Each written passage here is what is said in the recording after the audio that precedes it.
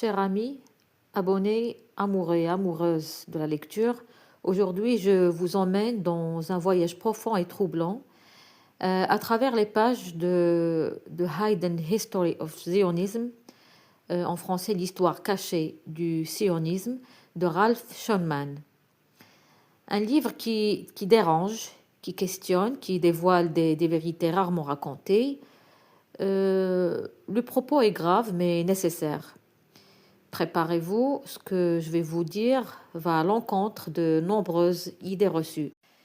Abonnez-vous à la chaîne et n'oubliez pas de liker et partager la vidéo. Ralph Schoenman lui-même est un personnage singulier. Né en 1935 à New York, il a été un militant de gauche engagé, résolument pacifiste. Il fut le secrétaire personnel du philosophe Bertrand Russell et devint secrétaire général de la Bertrand Russell Peace Foundation. Il a aussi dirigé des campagnes pour le désarmement nucléaire et pris part à des tribunaux non officiels sur les crimes de guerre. Un homme qui ne craint pas de s'attaquer aux puissants. Schoenman était juif de naissance, mais profondément antisioniste. Et il ne se contente pas d'une critique officielle, il creuse, il documente, il démontre. Le contexte historique de son ouvrage est fondamental pour en comprendre l'ampleur.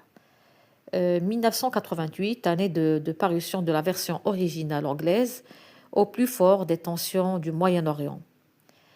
Le livre naît sur fond d'intifada palestinienne, d'inégalités criantes et d'un conflit historique encore brûlant. Dans sa préface, Schoenman évoque l'énergie de la révolution palestinienne, l'aspiration à l'émancipation et dresse un portrait de la souffrance palestinienne comme moteur d'un bouleversement possible. Il voit dans cette lutte non seulement un combat territorial, mais un combat idéologique contre un sionisme qu'il juge profondément colonial, oppresseur et raciste. Maintenant, plongeons-nous dans le résumé argumenté de son livre, avec des citations analysées et des exemples concrets, tout en enchaînant les idées avec fluidité. J'irai ensuite vers les critiques de l'ouvrage et la portée de sa traduction en français avant de conclure avec une réflexion puissante. Dès les premières pages, Schoenman annonce clairement son objectif: démystifier 4 grands mythes du sionisme. Ce sont les piliers sur lesquels, selon lui, repose la légitimité idéologique du projet sioniste, mais qu'il considère comme des mensonges soigneusement construits. Ces mythes sont, d'abord, une terre sans peuple pour un peuple sans terre. L'idée que la Palestine était pratiquement vide avant l'arrivée des Juifs sionistes. Le deuxième mythe de la démocratie israélienne, l'idée qu'Israël est une vraie démocratie alors que Schoenman le décrit comme un État raciste, inégal, structurellement oppresseur. Le mythe de la sécurité, c'est-à-dire l'idée que la politique étrangère d'Israël est motivée par des besoins de sécurité défensifs, alors qu'il la voit comme expansionniste. Et puis le mythe du sionisme comme héritier moral de l'Holocauste. L'idée que le mouvement sioniste est le légataire moral des victimes du génocide juif, alors que Schoenman affirme qu'il y a eu des collusions, des intérêts partagés, des compromissions idéologiques profondément troublantes. Dans son analyse, Schoenman ne se contente pas de formuler des accusations, il cite abondamment les pères fondateurs du sionisme, leurs propres écrits, leurs aspirations, leurs stratégies. Par exemple, il évoque Theodor Herzl, le fondateur du sionisme politique, et rapporte ses propos sur l'étendue territoriale envisagée. From the Brook of Egypt to the Euphrates, du Nil jusqu'à l'Euphrate. Un projet territorial extrêmement ambitieux, mais maximaliste. Autrement dit, Herzl ne rêvait pas seulement d'un petit État juif reculé, il envisageait un territoire immense, beaucoup plus vaste que la Palestine historique. Schoenmann montre aussi des témoignages comme celui du rabbin Fishman devant l'ONU en 1947, déclarant que la terre promise s'étend de l'Égypte à l'Euphrate. Ce n'est pas de la propagande populaire, ce sont des mots prononcés par des figures centrales du mouvement sioniste. Et en démolissant le mythe d'une Palestine vide, Schoenmann rappelle que bien avant le sionisme, la Palestine était peuplée. Des dizaines, des centaines de villages, une vie sociale, culturelle, économique bien réelle.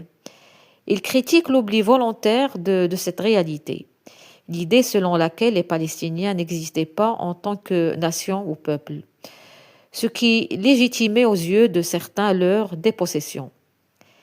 Des historiens révèlent, comme Schoenmann l'écrit, qu'il n'y avait pas un vide, mais un peuple vivant, enraciné, avec ses propres récits et ses propres droits. Quant au second mythe, l'illusion démocratique, Schoenmann ne mâche pas ses mots. Il décrit Israël comme un État qui pratique un ségrégationnisme implicite, un État où certains droits sont conditionnés par l'appartenance ethnique ou religieuse plutôt que par la citoyenneté. Dans son livre, il met en avant des pratiques discriminatoires à l'encontre des Palestiniens, des Arabes, des communautés non juives et dénonce l'écart entre l'image idyllique d'une démocratie libérale et la réalité d'un régime qui, selon lui, fonctionne comme un régime colonial. Il soulève la question: comment peut-on parler de démocratie quand une partie du peuple est soumise à des lois différentes, à des conditions de vie extrêmement inégales? Puis vient le mythe de la sécurité, sujet particulièrement sensible. Schoenmann affirme que l'argument sécuritaire est souvent brandi pour justifier des politiques agressives, expansionnistes, voire punitives. Il soutient que derrière la rhétorique de la défense, il y a un désir constant d'élargir le territoire, d'assurer la domination sioniste sur des populations non juives et d'imposer un ordre politique particulier, souvent marqué par la violence. Pour lui, la sécurité est souvent un masque pour justifier des objectifs idéologiques et territoriaux. L'un des aspects les plus saisissants de son livre est sa remise en question du quatrième mythe, celui du sionisme comme héritier moral de l'Holocauste. Schoenmann ne se contente pas de dire que c'est un mythe. Il avance des preuves troublantes. Il évoque des connexions entre des dirigeants sionistes et des régimes antisémites, voire des régimes nazis dans un but pragmatique. C'est de faire migrer des Juifs vers la Palestine, même si cela signifie collaborer avec des forces dangereuses. Dans certains extraits, il affirme que certains dirigeants sionistes préféraient un État en Palestine à la survie de tous les Juifs européens que, dans leur logique, l'existence d'un État sioniste primait sur le sauvetage de vies en grand nombre. Cette idée choquante remet en cause la narration dominante selon laquelle le sionisme découlerait naturellement de l'horreur de l'Holocauste, comme s'il en était l'héritier moral légitime. Un exemple concret que Schoenmann cite et que d'autres dans sa critique ont jugé particulièrement fort est la posture de David Ben-Gurion, Premier ministre d'Israël. Selon Schoenmann, Ben-Gurion aurait considéré que sauver tous les enfants juifs de l'Holocauste était moins important que construire un foyer national en Palestine. Cette affirmation, si elle est vraie, pose une question éthique terrible. Qu'est-ce qui compte le plus? Un État? Des vies? Et sur la question palestinienne, Schoenmann évoque aussi les atrocités commises dans les opérations de nettoyage, massacres, expulsions, expulsions massives avant et pendant la guerre de 1948. Et il décrit comment la dépossession des Palestiniens n'a pas été un accident de l'histoire, mais un processus planifié, politisé et idéologiquement motivé. En plus, il s'attarde sur la condition interne du sionisme, comment certains dirigeants sionistes ont manipulé non seulement les Palestiniens, mais aussi les Juifs eux-mêmes. Il parle des tensions socio-économiques en Israël, par exemple entre les Juifs d'origine orientale, séfarades et d'autres groupes, et comment le sionisme a exploité ces divisions, pratiquant une forme de divide and rule pour maintenir le pouvoir. Tout ceci, Schoenmann le relie à une vision de l'avenir. Il plaide non pas pour un État juif exclusif, mais pour une Palestine démocratique et laïque où les droits seraient garantis à tous sans distinction d'ethnie ou de religion. Il propose un programme politique clair, un État fondé sur la citoyenneté, non sur le privilège ethnique ou religieux, et sans domination structurelle d'un groupe sur un autre. Dans sa préface, Schoenmann exprime une foi dans le soulèvement populaire. Il y voit l'espoir d'une révolution non seulement pour les Palestiniens, mais aussi pour les Juifs israéliens, en particulier ceux marginalisés économiquement.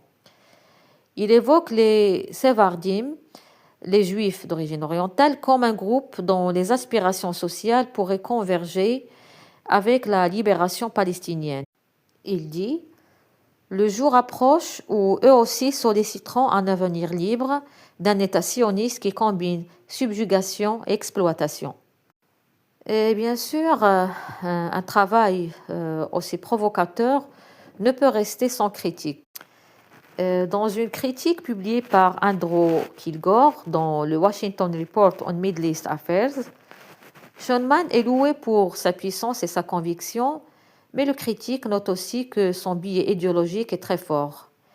Kilgore reproche à Schoenmann d'attribuer à la politique israélienne certains de ses méfaits à l'ingérence américaine, ce qui peut paraître pour certains illusoire ou complotiste. Pourtant, même si l'on n'est pas d'accord avec toutes les conclusions, le style documenté, le travail des sources et la densité des preuves sont salués. Et Schoenmann ne se contente pas de dire « il montre ». D'autres reproches portent sur l'interprétation. Ces affirmations sur la collaboration sioniste avec les nazis, sur les choix de sauvetage des enfants juifs, sur la priorisation de l'État sont choquantes et remettent en question des récits historiques largement acceptés. Certains lecteurs considèrent qu'il exagère, qu'il interprète certains propos hors contexte ou qu'il pousse l'argument jusqu'à la provocation. Mais c'est aussi ce qui donne à son livre sa force. Il force à penser, à remettre en cause, à ne pas accepter les récits simples. Et sur le plan historiographique, certains universitaires peuvent contester certaines sources ou leur interprétation. Mais l'importance de l'ouvrage réside moins dans la neutralité académique que dans sa rupture morale. Schoenmann appelle à la responsabilité, à l'engagement et à la solidarité. Chers amis et abonnés, je vous le dis franchement, The Hidden Story of Zionism de Ralph Schoenmann est un livre qui brûle. Il brûle les certitudes, il dévoile des zones d'ombre profondes, il met en lumière des récits que l'on préfère souvent taire. Il ne s'agit pas d'un simple exercice intellectuel, c'est un appel moral. Car Schoenmann ne se contente pas de signaler l'injustice, il imagine un avenir différent, une Palestine démocratique, laïque, juste où les droits ne dépendent pas de l'origine, mais de la citoyenneté. Ce livre nous pousse à interroger ce que nous croyons savoir, à interroger l'histoire officielle, les mythes fondateurs, les récits partagés. Il nous rappelle que l'histoire n'est pas neutre, elle est façonnée par des idéologies, par des ambitions, par des luttes. Et si vous aimez les livres qui dérangent, qui éveillent, qui bousculent, si vous croyez que la justice passe par la connaissance, par la vérité même quand elle est douloureuse, je vous recommande vivement de lire l'histoire cachée du sionisme. Ce n'est pas un simple ouvrage historique, c'est un acte de résistance intellectuelle, un geste de solidarité, une promesse d'espoir. Voilà, c'était tout. Et merci à vous d'avoir écouté cette immersion. Partagez cette réflexion autour de vous, discutez-en, débattez, remettez en cause ce que l'on vous a toujours dit. Parce que comprendre le passé, c'est préparer un avenir plus juste. Merci.